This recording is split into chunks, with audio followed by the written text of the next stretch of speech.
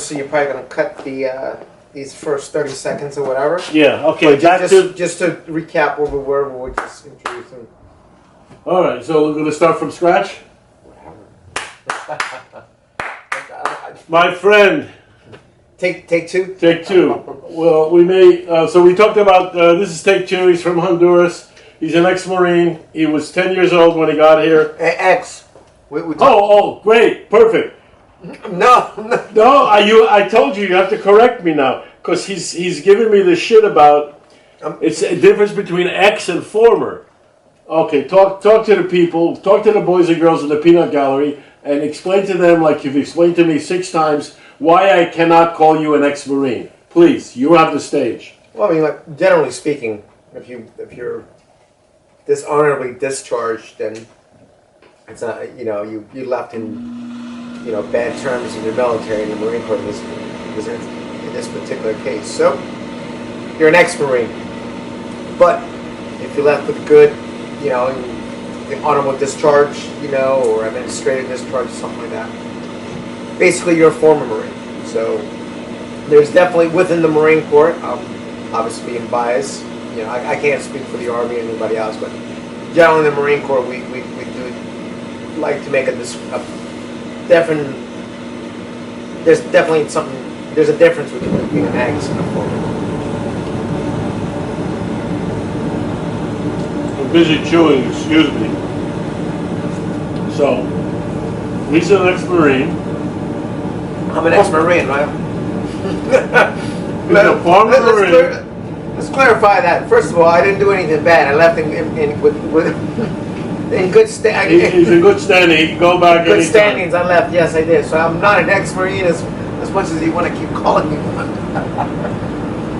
So he came here from Honduras when he was 10 years old, spoke no English, and became a sergeant in the Marine Corps. That's very, very, very impressive.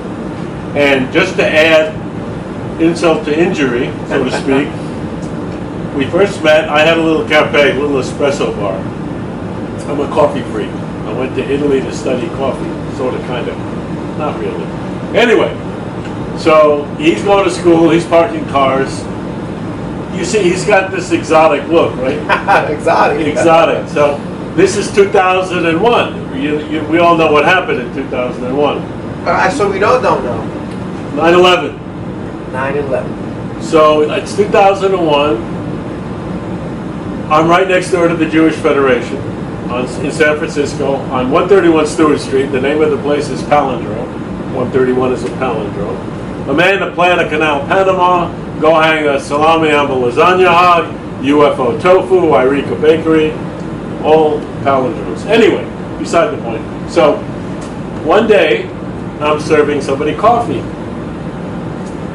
And the customer gets this look of terror and horror and fear and just, the guy's going to start crying, I swear. I have the window right there, so I turn around and I see Oscar. Oscar's got a tam, you can't see his hair. He's sitting in a Ryder truck, one of those big Ryders, right in front of our store, and the guy's convinced that we're all going to die. And I said, no. Wait. That's my friend Oscar. He's an ex-Marine. It's okay. Here we go again. We're going to have a retake on this one. You keep calling me an ex-Marine. No.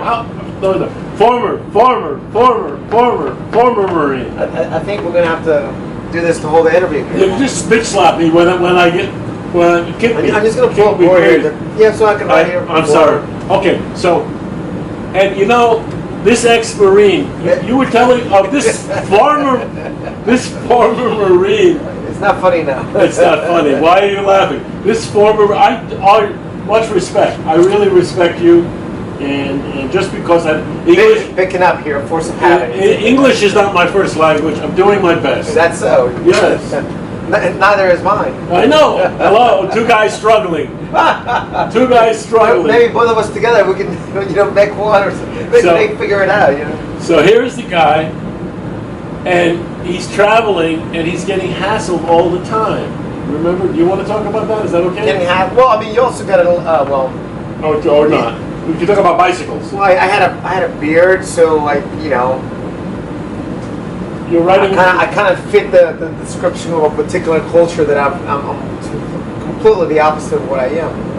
Well, not of what I am, but my culture from Central America, from Honduras. Yet, when I grow a beard and have long hair, or in this instance, dreadlocks, and have a tam, then I resemble another different particular culture that this time is not well looked upon. So anyhow, do I look like a terrorist? I don't think so, but other people may think, beard and some sort of wrap on my head, and now I'm in this category. So for a period of time, anywhere I went, I called attention to myself because of a certain look that people associated with me after the bombings in New York in 9/11. So it was a little funny, but at the same time, I realized that that people were mistaking me for something else. Well, I guess that happens a lot. Yeah. So at the airport, getting luggage at the airport was sometimes getting security called upon me, and wondering if everything's okay, and looking around. It's like, yeah, why? Is something's wrong? Should I be looking out for some terrorists or something? And but meanwhile, I'm the one who's the terrorist. Hey, guess what? So you buy a plane ticket and you're trying to fly from one state to the other within a month or whatever. Be careful. You don't have plenty of time when you go through TSA lines, because you might have to wait and get searched. Serious searches?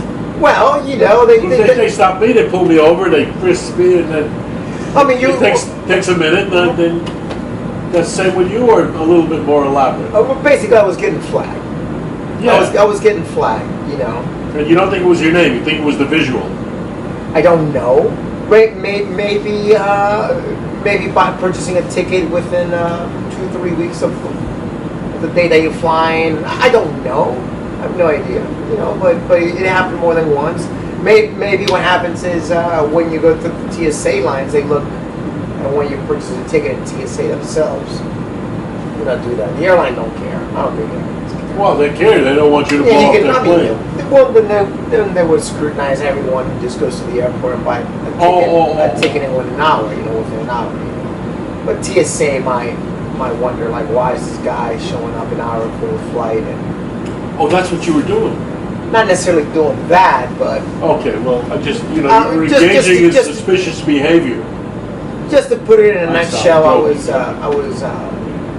was in the radar. So let's talk about the Davis double. To go completely 92 degrees or 175 degrees. We did the Davis double together, 200 miles in one day on bicycles. Davis double, yeah. Yeah, and that was a while ago. A double century, they call it. Double century. I should stop yelling, because then you won't be able to hear him. I have to learn to. Anyway, double century. You have a commanding voice. I heard that's what they call it. Yeah, commanding voice. But I was a journalist third class. That doesn't require a commanding voice. I didn't even make second class, and I was in the service too, because. All right, I'm a refugee. I came here when I was 3 years old in 1950. It's the Vietnam War. We tried to levitate the Pentagon. Ever tell you about levitating the Pentagon? Levitating the Pentagon. The Pentagon. No. You want to hear? Okay, I don't want to offend you because you're an ex-Marine. So there we go again. Now you're offended me. See? Okay. You're a former. I can't believe I'm doing this. You're a former Marine. You know what happened was that you kept telling yourself not to do it, and now you're doing it. It makes for good comedy, right? Don't do this. Don't do this. Right. Hello. Bite my tongue.